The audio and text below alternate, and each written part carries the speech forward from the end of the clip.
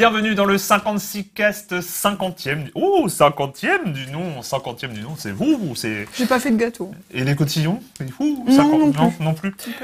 On va parler cette semaine du rapport REDA sur le droit d'auteur à la Commission, alors à l'Europe, hein, d'une manière générale, parce que je sais jamais... Parlement européen. Non, le facepalm pour commencer, excuse-moi, c'est pas très... Carte de presse. Avec Adrienne Alix de la Quadrature du Net. Bonjour. Bonjour Adrienne. Et on parlera aussi du livre numérique et d'un requin, mais celui de gauche. Voilà, c'est important. Non, c'est vachement bien. Ça va. Bonjour Camille. Bonjour. Et de quoi on ne va pas parler? On ne va pas parler de la chaîne américaine HBO qui, selon le Business Times, prépare un service de streaming en partenariat avec Apple. L'un s'occuperait de la technique et l'autre des contenus. Je vous laisse deviner lequel. En fait, ça serait un Netflix avec du Game of Thrones dedans, si je comprends bien. D'accord. Non, parce que présenté comme ça, on comprend mieux. Ben. Ah, d'accord. Mais il n'y aurait que Game of Thrones, en fait. Et peut-être bien que ça sortirait avant la saison 5. Ouh, et ça s'appellera HBO Now. Et les gens, ils vont s'abonner en se disant « Je m'abonne juste pour la saison Game of Thrones » et puis après, ils vont rester abonnés. Non, c'est pas mal comme stratégie. Ouais, c'est bien, c'est bien. Le contrôleur de sommeil Aura va bientôt pouvoir... Désolée, la phrase est pas finie sur la feuille. Hein? Qu'est-ce qu'il y a? La phrase est pas finie. Mais il pourra bientôt communiquer, alors ça s'est arrêté là, mais communiquer. Bah oui, parce que moi j'ai mes notes, elles s'arrêtent là, mais communiquer avec les appareils Nest. Voilà. Les thermostats de Google. Les thermostats de Google. C'est voilà. Comme ça. Oui. Comme ça, quand le détecteur de sommeil sait que tu dors, il dit au thermostat de baisser la température. Qui va communiquer avec Apple et ta chaîne HBO Now pour te lancer Game of Thrones. Non, parce que tu dors. Non, mais le matin, oui, oui, peut-être. c'est ça, c'est ça. Suivant. C'est compliqué là. Putain, on va y arriver. Hein. On va y arriver. Alors, la machine à imprimer des crêpes, qui s'appelle... ça, c'est vachement plus important. qui s'appelle Pancake Boat, a atteint son objectif de 50 000 $ sur Kickstarter. Donc c'est trop tard, vous en avez pas. Et t'as baqué? Bah non, je savais pas. Oui. Apple, toujours lui, a dévoilé cette semaine, là, il y a quelques jours, sa montre connectée. Mais c'est pas un truc qui... Ça n'existait pas déjà? Moi je sais que j'ai fait le live de la keynote il y a 6 mois déjà sur la montre connectée. Ah oui, c'est ça. Je comprends pas en quoi fait, il doublonne pour être sûr que tout le monde, au cas où on n'avait pas compris, mémorise qu'il y a un truc à surtout pas acheter. Ouais. Le prochain smartphone Nexus de Google, il pourrait y en avoir deux. L'un construit par LG, comme le dernier, le numéro 5, et l'autre moins cher, construit par Huawei, le constructeur chinois. Et donc ça, c'est la news pour dire qu'on ne parlera pas du MWC qui s'est tenu à Barcelone. Hein. Voilà. Le Mobile World Congress. C'est ça. Hein. Oui, c'est ça, oui. Pour la première fois, le nombre de foyers français équipés en ADSL a baissé. Mon Dieu. Et oui. Mais les abonnements Internet par fibre ont, eux, progressé de 67%. Ceci expliquant heureusement cela. Et la traditionnelle non-news dont on a lu que le titre et on n'a pas compris. Alors, lis bien. U3V, petit y, petit c, grand H, grand J, petit p, petit c, 2, grand U égale. Ça fait un bon mot de passe sécurisé, cela dit. Exactement. Mais plus maintenant. Et c'était le contenu de l'invitation envoyée par Free aux journalistes pour la conférence qu'ils ont fait cette semaine. Et en fait, codé en base 64, ça veut dire surprise, ce qui est super intéressant. Et la surprise, c'était une box, ce qui est super intéressant. Voilà. Ça veut dire que peut-être qu'en base 64, une surprise n'en est plus une. Pour le coup, c'est la mini-box 4K, c'est ça? Ou la 4K Freebox, mini-Freebox? Ouais, parce que tout le monde a des films en 4K à regarder chez lui. Ouais, tout le monde. Pas la télé, mais il y a les films. On passe à l'actu.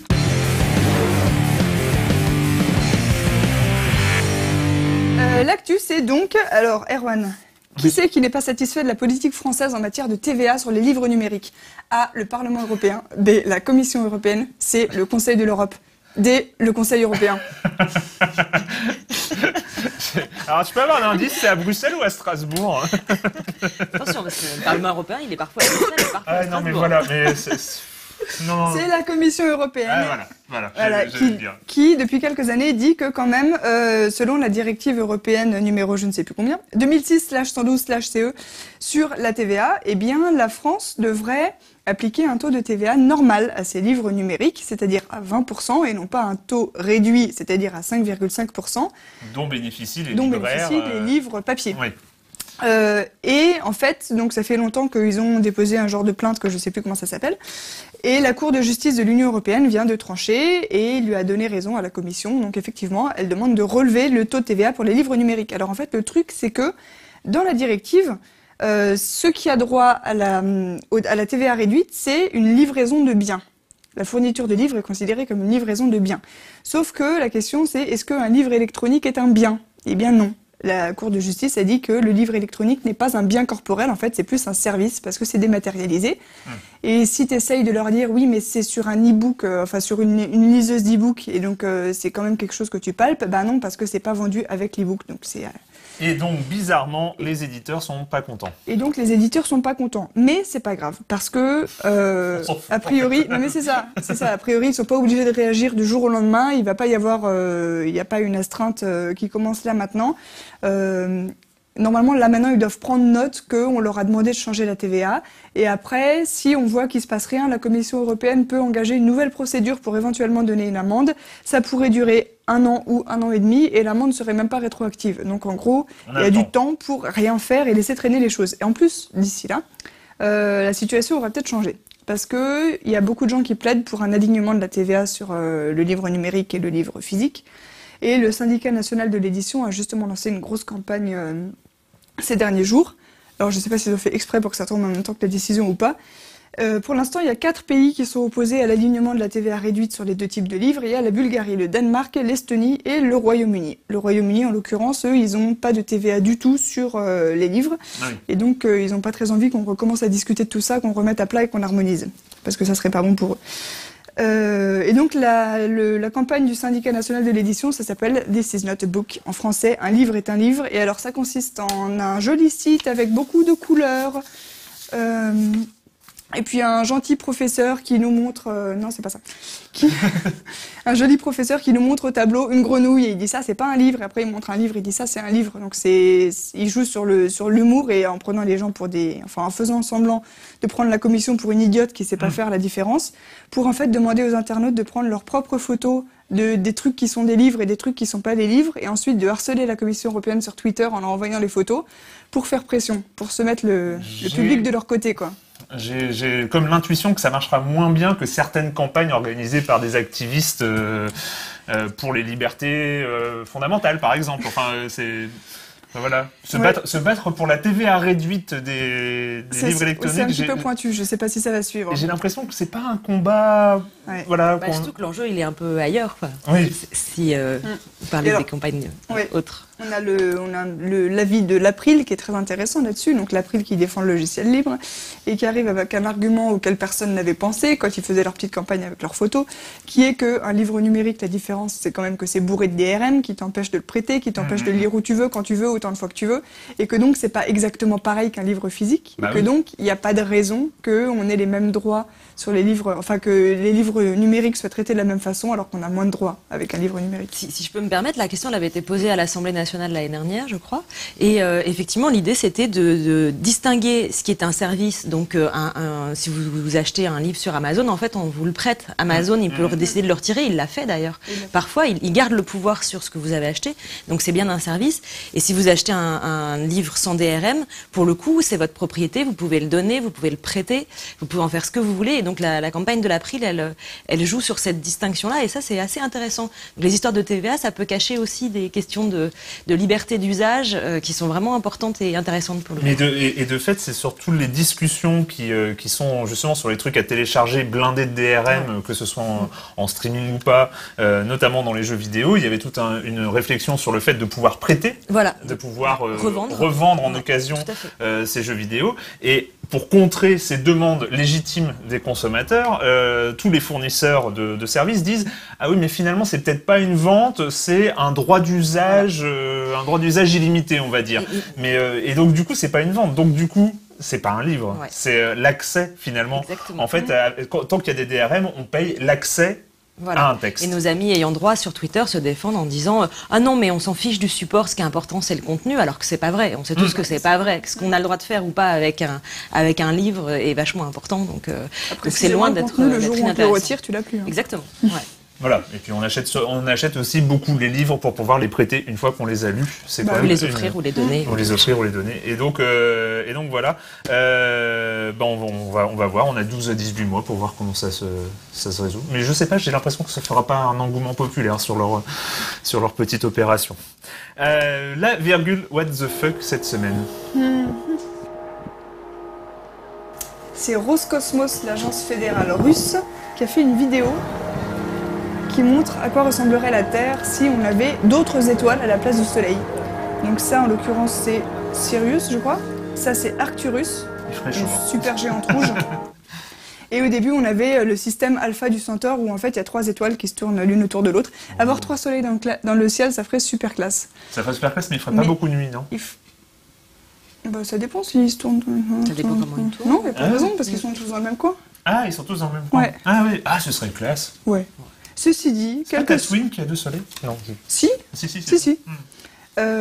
Ceci dit, si on mettait n'importe quel soleil à la place, enfin n'importe quelle autre étoile à la place du soleil, comme notre soleil est quand même très petit et que toutes les autres ont tendance à être plus grosses, on serait tous morts. Ouais. Donc, ouais, finalement... Donc c'est joli en vidéo comme ça sur YouTube. Finalement, non. Le quartier libre.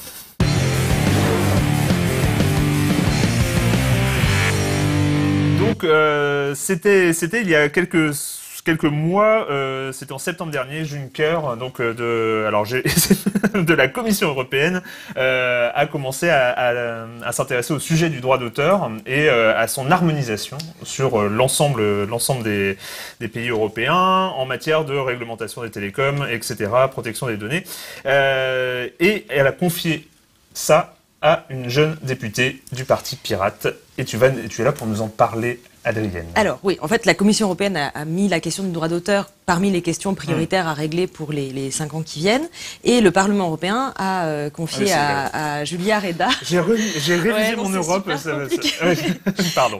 Qui est la seule députée pirate, qui est une députée allemande, le soin de faire un rapport sur ce qu'il faudrait améliorer sur les questions de droit d'auteur. En fait, pour remettre ça un petit peu en perspective, ça fait suite à une consultation que la Commission européenne avait fait l'année dernière, fin 2013, début 2014, où ils avaient fait un grand questionnaire bien long et bien technocratique sur ce qu'il fallait améliorer en matière de droit d'auteur. Et ils avaient eu une surprise que nous, on va dire bonne et qu'ils avaient trouvé plutôt mauvaise, qui est qu'il y a eu un très très grand engouement citoyen pour répondre à cette consultation. Et notamment la Quadrature du Net avait fourni pas mal d'éléments d'analyse, d'aide pour répondre au questionnaire. Ils avaient eu plus de 11 000 réponses, dont une majorité de réponses de citoyens à des consultations. D'habitude, il y a 4 technocrates et lobbyistes qui se battent en duel. Et du coup, Julia Reda, elle est partie de l'analyse de ces réponses faites par la Commission pour faire son rapport en disant si on analyse un peu le résultat, dans la consultation, il y a à la fois les ayants droit, les établissements publics, les gouvernements, les citoyens, enfin tout le monde a répondu, puis il y a une grosse synthèse. Et elle est partie de là pour faire son rapport qui présente un certain nombre de points de constat et puis quelques propositions de réformes qui sont le rapport est assez court en fait, il fait quelques pages. Et il préconise, en gros, il se base beaucoup sur les demandes des citoyens. Et les demandes des citoyens dans la consultation de la Commission, c'est généraliser au niveau européen des exceptions au droit d'auteur qui sont que dans quelques pays. Arrêter... Les exceptions, c'est...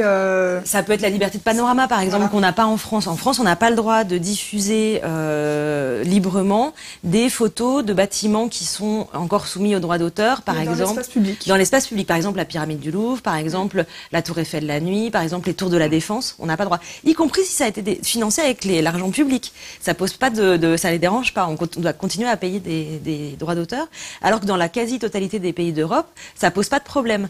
Et donc on se dit que ça n'a visiblement pas tué l'architecture contemporaine en Allemagne ou ailleurs ou aux Pays-Bas. Et donc voilà, c'est ce type d'exception-là de dire ça c'était auparavant optionnel. Et les exceptions de droit de citation, droit de parodie. Alors il y en a une qui est très intéressante, notamment pour la culture Internet. Elle recommande d'étendre le droit de citation, donc c'est le droit qu'on a de prendre une partie d'un texte et de le réutiliser, un droit de citation vidéo et audio et GIF. Donc c'est super important, notamment pour toute la création de remix, de mash-up, etc., de pouvoir réutiliser ces matériaux-là. Très souvent, les youtubeurs, ils voient leurs vidéos enlevées de YouTube par les demandes des ayants droit parce qu'ils prennent des extraits de films, etc. Il y a d'autres questions, c'est tout ce qui est territorialisation. Ce contenu n'est pas visible dans votre pays. qu'on connaît tous bien. Il y a un autre point sur le fait d'avoir le droit de faire un lien vers un contenu, y compris si ce contenu n'est pas tout à fait conforme, n'est pas conforme au droit. Il y a un autre point, je vais pas tous les citer. Il y en a un qui est vachement intéressant sur la possibilité pour les bibliothèques de prêter des livres numériques, on revient dessus, de manière beaucoup plus libre et sans contrainte de territorialisation. Donc ça, c'est des points en fait qui révolutionnent pas l'intégralité du droit d'auteur. C'est une mise à jour du droit d'auteur. Voilà, c'est une mise à jour partant des usages, assez modérée, reconnaissant l'importance de la rémunération des créateurs, etc.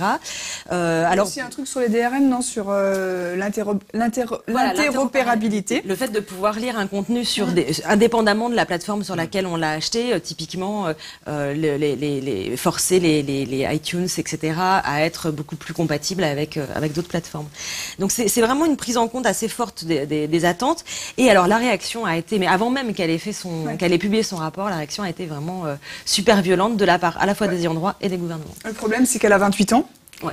Qu'elle est pirate et que elle l'a pas dit je fais du piratage, elle est juste dans un parti qui s'appelle le Parti Pirate et ça suffit pour déchaîner les foules. Oui. On a notre prof ministre de la Culture Fleur Pellerin qui disait où est-ce que je l'ai mise ? Je ne suis pas certaine que ce soit le meilleur moyen de favoriser une réflexion sereine. Voilà, ce qui est quand même, avant même, c'était... Donc, l'eurodéputée, quoi, ça va, elle a été élue. Voilà, et Fleur Pellerin a dit ça avant même d'avoir lu le rapport. C'était juste à l'annonce du fait qu'elle allait prendre en charge ce rapport. Donc c'est quand même, il y a un mépris de son travail. Elle a eu des réactions assez violentes de la part des ayants droit qui disent ouais, c'est n'importe quoi, on donne ça aux pirates, etc. On peut rappeler qu'elle a été élue quand même. Elle a été élue et... Je peux citer quelques réactions. Alors le SNAC, le syndicat national des auteurs et compositeurs, je cite, « L'Europe ne doit pas tuer ses créateurs ». Ce qui est donc apparemment le but du rapport Reda. Ouais, c'est Petit Girard, président du conseil d'administration de la SACEM, les auteurs, compositeurs et éditeurs de musique, estime que la Commission européenne, avec ce rapport et confié à Reda, a pour objectif numéro 1 la destruction du droit d'auteur. Sans aucun doute. La Société des auteurs et compositeurs dramatiques, la SACD, trouve que c'est un projet déséquilibré qui véhicule une idéologie anti-droit d'auteur portée par les partenaires d'un Internet sans règles. Alors, celui-là, je l'adore. On a toujours la grande question du Far West, de l'Internet pacifié, zone de non-droit, etc. En fait, ça saute un peu à la gueule. En fait, finalement, les ayants droit, c'est des trolls. Non, mais disons qu'ils réagissent de manière automatique. Oui. Et là, par exemple, on a vu le rapport a été présenté dans les premières commissions internes au Parlement européen et il a été absolument démoli à coup d'amendement par les autres partis ou par des députés d'autres partis, où on voit des amendements qui sont quasiment copiés-collés, donc bien fournis par les lobbies, et qui, à coup de petits changements de phrases, sont en train de détruire tout l'esprit de ce rapport, en considérant que ça peut pas être voté comme ça et que et c'est quand même inadmissible de prendre en compte les attentes des citoyens. Et donc, pour nous, c'est important. J'ai quand même toujours du mal avec cette notion de gens élus. Mais en fait, on oppose les créateurs et les citoyens. Ouais. Et en fait, voilà, comme d'habitude, les sociétés de gestion de droits et les différents lobbies se mettent à la place parlent au nom des créateurs et opposent de manière, à notre sens, complètement artificielle, créateurs et citoyens. Mais surtout, voilà, on est en 2015 et on sait très bien que la musique a disparu à cause d'Internet, par exemple. Hein, qu'il y a plus de création, qu'il n'y a plus rien. Ça fait quand même juste 20 ans qu'ils disent ça et qu'il y en a toujours. Ouais. Mais du coup, nous, on va faire campagne pour. Donc, il va y avoir plusieurs étapes de vote dans différentes commissions du Parlement européen, et on va faire campagne. On espère avec les citoyens et avec les créateurs pour que ce rapport soit au maximum sauvé, sachant que encore une fois, il n'est pas du tout révolutionnaire, et même par exemple, il est beaucoup plus sage que ce qu'on peut proposer à la Quadrature en matière de réforme du droit d'auteur. Hein. D'ailleurs, elle s'est fait tacler notamment par Amelia Andersdotter, qui était suédoise dans la mandature précédente, qui dit juge ce rapport tellement frileux qu'il aurait pu être écrit par Angela Merkel. Donc c'est l'insulte, quoi. C'est quand même dommage, c'est-à-dire qu'on a une pirate qui fait un rapport finalement qui fait ce qu'on lui demande, c'est-à-dire moderniser le droit d'auteur, juste moderniser le droit d'auteur, c'est pas le supprimer, c'est pas le révolutionner, c'est moderniser le droit d'auteur, le mettre à jour finalement, et du coup elle se prend des missiles de partout. Ouais. Pour nous, en fait, il faudrait qu'il y ait quelques mesures qui soient adoptées, des mesures qui soient un peu plus que symboliques quand même, mais pour le symbole aussi, c'est vraiment important qu'il reste des choses de ce rapport. Mais alors dans les soutiens, en plus, on a donc non seulement les bibliothécaires et archivistes, mais aussi des groupements de grands noms de l'informatique ou de l'internet comme Digital Europe, ça c'est Apple, Dell, Samsung et compagnie, ou l'ASIC, l'association des sites internet communautaires, Microsoft, Google, Facebook, Dailymotion, Deezer, Price Minister, Yahoo, Spotify. On peut pas dire que ce soit de dangereux rebelles, quoi, qui soutiennent le rapport. Oui, alors après oui, parce qu'on est entre les hébergeurs de contenu qui savent bien aussi ce qu'ils ont à faire où est leur intérêt, et puis les associations comme l'April, comme la Quadrature du Net, etc. Et où pour nous c'est plus une question de fond sur ce qu'on a le droit de faire ou pas de faire avec la création. Mais oui, on est quand même assez nombreux à soutenir ce rapport. Et la tendance, vu que vous connaissez un petit peu les rouages du Parlement européen et tout ça, il y a une chance que ça passe ou finalement, en termes de parti, qui a pris position contre, Alors Julia Reda, elle siège avec le groupe des Verts. Ouais. Donc globalement, les Verts, alors pas forcément tous, mais au Parlement européen, il y a une culture du consensus. Donc c'est pour ça qu'il y a beaucoup d'amendements. Après, les amendements, ils sont regroupés, etc. Les Verts probablement vont pas mal aller de son côté. Le Parti populaire européen, donc globalement la droite, est vent debout contre. Les socialistes sont extrêmement partagés, mais plutôt contre. Et après, il reste les centristes. Et côté centriste, alors les centristes français, malheureusement, on a vu Jean-Marie Cavada qui préside la commission sur cette question, qui a été absolument odieux avec Julia Reda, s'attaquant à son âge, etc. Mais il y a d'autres centristes, d'autres pays, notamment les Pays-Bas, qui sont beaucoup plus ouverts. Donc je pense que jamais de toute façon, il ne sera pas adopté en l'état, et c'est jamais le cas dans ce genre de rapport. Maintenant, il faut essayer, en soutenant certaines dispositions, là ce qu'on est en train de faire, nous, c'est d'analyser les amendements, on va publier ce qui nous semble bon, ce qui nous semble à soutenir, ce qui nous semble à rejeter, puis après on va faire la quadrature, on va faire une campagne citoyenne. On a pas mal de youtubeurs qui sont en train de préparer une vidéo de soutien pour expliquer pourquoi eux, en tant que créateurs internet, ils vont soutenir ce rapport. Et puis nous, on va lancer une campagne, probablement avec du Pifone comme d'habitude, pour le soutenir.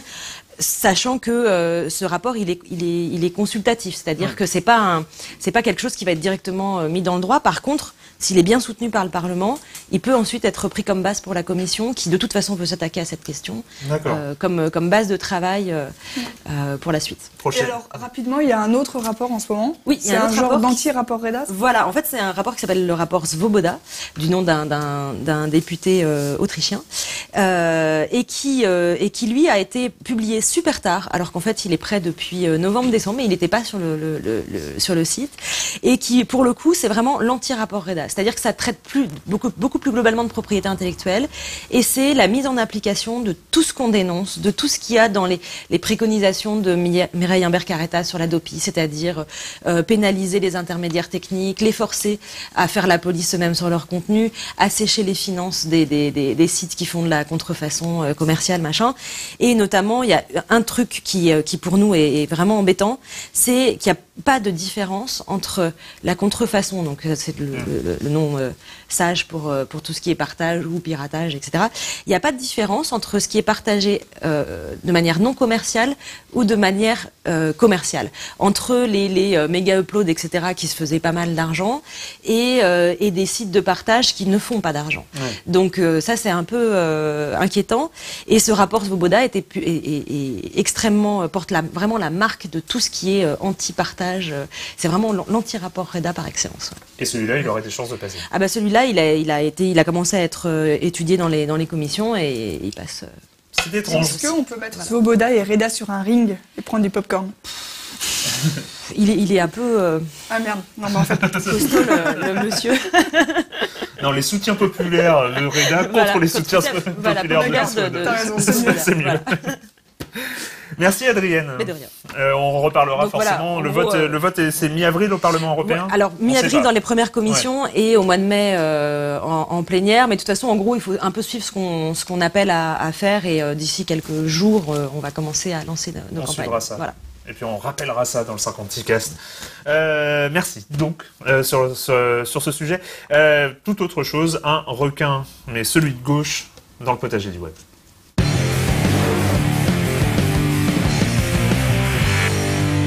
C'était début février, lors de la mondialement célèbre mi-temps du Super Bowl. Le Super Bowl, c'est la finale du championnat de football américain dont on se fiche tous ici. Pas du tout. Non, tu peux pas dire ça. Non, mais bon, on continue, pardon. Je fais comme si j'avais rien entendu.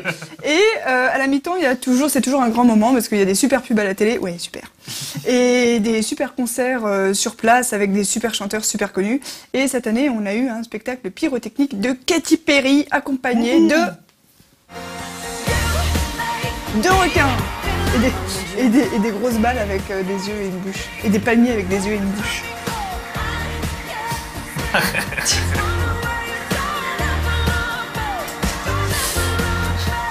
Et donc, vous avez vu des trucs. Et donc, c'était un petit peu gênant et tout le monde a flashé sur les requins. Mais c'est vrai que les balles, elles valaient le coup aussi. Mais les requins, ils ont eu un succès énorme. Et surtout, le requin de gauche. Alors, pourquoi le requin de gauche? Essayez de comprendre.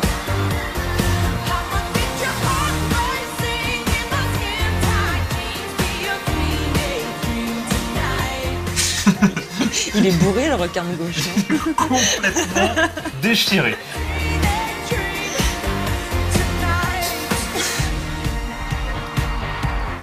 Alors moi, personnellement, je le trouve pas beaucoup plus ridicule l'un ou l'autre. Oui, non, c'est Mais- vrai que ça se joue sur l'epsilon. Ouais, voilà, mais l'epsilon, Non, quoi. pardon, rien. Il a fait des maths. Mais la majorité des gens ont l'air de trouver que le requin de gauche, à un moment, a complètement perdu la synchronisation de la danse et a commencé à faire n'importe quoi dans son coin. Et donc, c'est devenu la star des deux et c'est devenu un mème à lui tout seul qu'on appelle Left Shark. Donc, le requin de gauche, tout le monde voit de quoi on parle. Il y a même des gens qui se sont amusés à écrire son journal intime en ligne. Et après, on se demande qui est bourré. Internet. C'est pas le requin. Hein. Ouais, voilà. Et alors, qu'est-ce qui s'est passé sur Internet? C'est difficile à raconter. D'abord, il y a eu une sorte d'énorme chasse où un jeu de piste géant où tous les gens ont cherché des indices pour savoir qui était sous les costumes des requins. Est-ce que c'était des stars déguisées en requins? Est-ce que c'était juste des danseurs anonymes? Est-ce que c'était des internautes qui avaient été tirés au sort sur une planète lointaine?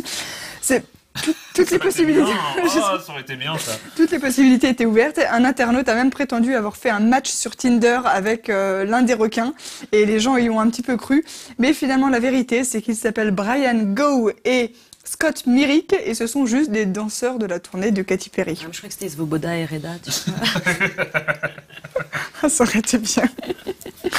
Alors après, du coup, comme c'était les plus grandes stars de la semaine, Scott Myrick, qui est le requin de droite, ce qui est dommage parce qu'on aurait plutôt voulu le requin de gauche, a fait un AMA sur Reddit, un AMA, vous savez ce que c'est? C'est Ask Me Anything. Donc posez-moi toutes les questions que vous voulez, je suis le requin de droite, j'ai plein de choses à raconter sur ma vie. Et donc il nous a appris des choses très intéressantes, comme le fait qu'il avait seulement 90 secondes pour enfiler son costume de requin avant le spectacle. Mais oui. Non, oui. Ou qu'il ne voyait tellement rien qu'à un moment il est rentré dans un palmier, mais heureusement il n'était pas filmé à ce moment-là, donc personne s'en est rendu compte. Voilà, j'espère que vous dormirez moins bête ce soir. Et Tout à fait. c'est devenu une telle star qu'il y a des gens qui en ont fait un modèle 3D à imprimer sur une imprimante 3D. C'est bien. Ah bah, C'est Internet, sur ta c'est cheminée, Internet. Ah bah oui. le Left Shark quand même, quoi. Et les avocats de Katy Perry ont demandé à ce Fernando Sosa de retirer son modèle 3D parce que c'est eux qui avaient les droits pour le requin ça, de gauche. c'est laid. Oh, ça, c'est c'est laid. Internet Oh, ça, aussi, c'est mais laid. dans ce qu'on n'aime pas. Mais Est-ce que Reda va Comme- protéger ce requin de gauche? Ben, je sais pas. comme du coup ils se sont rendus compte qu'il y avait une certaine demande sur l'image de ces requins et qu'ils pouvaient pas juste demander à retirer les images sans donner autre chose en échange, Katy Perry vend maintenant sur son site officiel, oui messieurs dames, le costume du requin de gauche à $130. Oh, Si ça vous intéresse. C'est laid. c'est effrayant. C'est laid. Voilà. C'est laid. Mais voilà, normalement le potager du web, c'est la joie et la bonne humeur. Et, Ouais, mais tu et te là- rends compte qu'au final, C'est un ça peu termine sale. toujours pareil, quoi. Ouais. C'est En même temps, c'est né dans le Super Bowl, quoi. C'est pas. Oui, c'est vrai. pas non plus. Non, parce que le Super Bowl a fait le spectacle, le mème est né sur Internet, c'est les gens qui en ont fait un Ouais, mème. mais je sais pas, il y avait une sorte de bad karma, tu vois. Oui, peut-être. Si on avait eu le temps, on aurait parlé des 2 ateliers de Wikipédia où tu es allé, Camille. Ouais, j'ai fait exprès de pas avoir le temps d'en parler parce que il n'y a pas grand-chose à dire. En fait, il fallait y être. Il y avait 2 trucs samedi dernier. Il y en avait un à la Cité des Sciences à la Villette à Paris sur le thème femmes de science où les gens étaient invités à éditer des fiches Wikipédia de femmes de science. Parce que d'abord, il n'y a pas assez de femmes sur les fiches Wikipédia. Et puis en plus, il n'y a pas assez de filles qui éditent Wikipédia. Donc c'était marrant. Et il y avait en même temps, à la Fondation des Galeries Lafayette, un éditathon pareil sur les femmes d'art et de la culture et le féminisme. Et pareil, avec plein de filles qui éditaient Wikipédia sur des fiches de filles. Et c'était cool aussi. Et il y a une sorte de méga combo en ce moment, puisque si ça vous intéresse aussi de faire un marathon Wikipédia, le week-end qui vient, au Quai Branly à Paris, à la médiathèque du musée, samedi et dimanche de 11h30 à 18h, on peut faire ça sur l'ethnologie. Et ben voilà. Vous savez quoi faire ce week-end du coup. Formidable. C'est fini pour cette semaine. Nous, on se retrouve. Merci. Adrienne Alix de la Quadrature du Net de nous avoir accompagnés dans ce 50e 56 cast. Et puis, nous, on se retrouve la semaine prochaine. Oui, sur Libération et sur No Life, bien sûr. Ciao. Non, il n'y a pas de ciao. Et les poils? Et les poils? Les poils, quoi.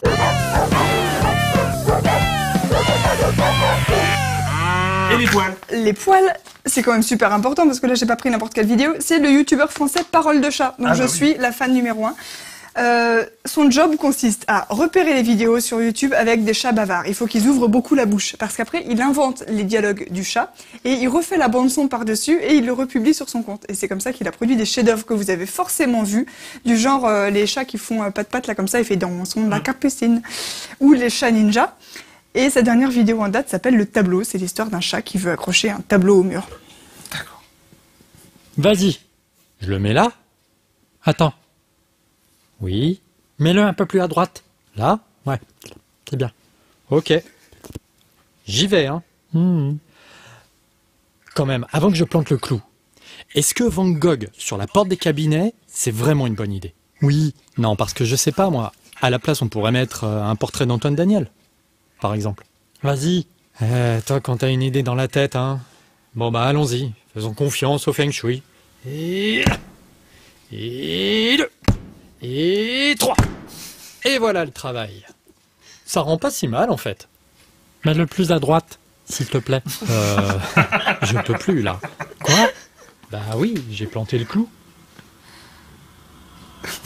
Très très bien. Faut voir la version longue. Félicitations à Parole de Chat. Donc, ciao. cette fois-ci, c'est la bonne. Ciao, à la semaine prochaine sur Libération et sur No Life. Ciao.